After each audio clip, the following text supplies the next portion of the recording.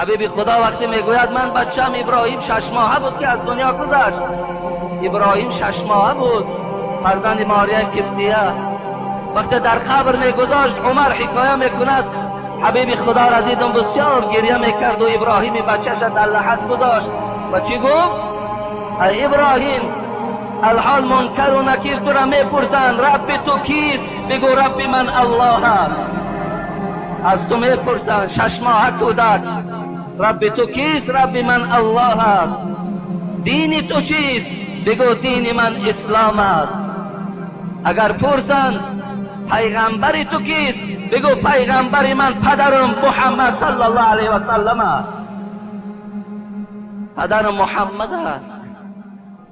رسول اکرم میگوید وقتی پشت نگاه میکنم عمر مثل کودک گریه میکند.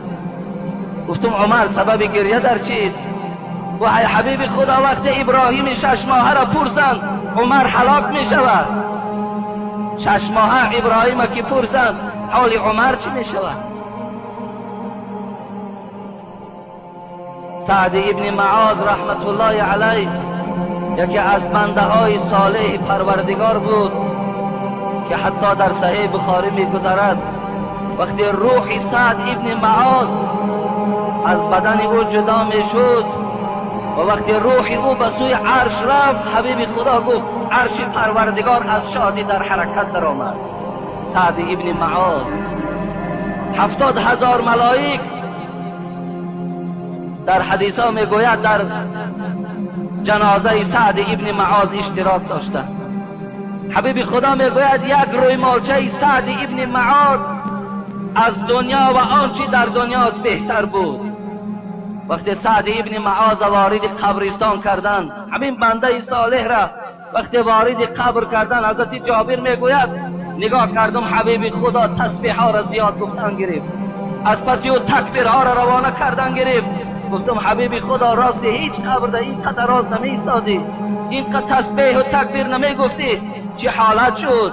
گفت سعد ابن معاذ قبر جکی بنده که 70,000 ملائک در قبر در حضور جنازش بودند. عرش پروردگار به آمدن روح سعد ابن معاذ خرسند شد که سعد از دنیا گذشت. قبر سعد جکی. حبیب خدا گفت تا زمانی که قبر سعد نکشاد من تسبیح را قطع نکردم. پروردگارا ما را از جکش قبر نجات بده، ما را از فتنه های قبر پروردگارا نجات بده. همنشینان تو در زیر لحد خاک شدند، همنشینان تو در زیر لحد خاک شدند. چشم عبرت بکشا خواجه اگر انسانی. به سر قبر یکی رفتم و گفتم چونی؟ جامی میگوید یک برادر من زیارت رفتم به سر قبر یکی رفتم و گفتم چونی؟ گفت احوال چی پرسی که بیایی دانی؟ احوال چی بیان کنم تا اینجا نیای تا داخل این نشوی؟ از حال بیان کردن می شود.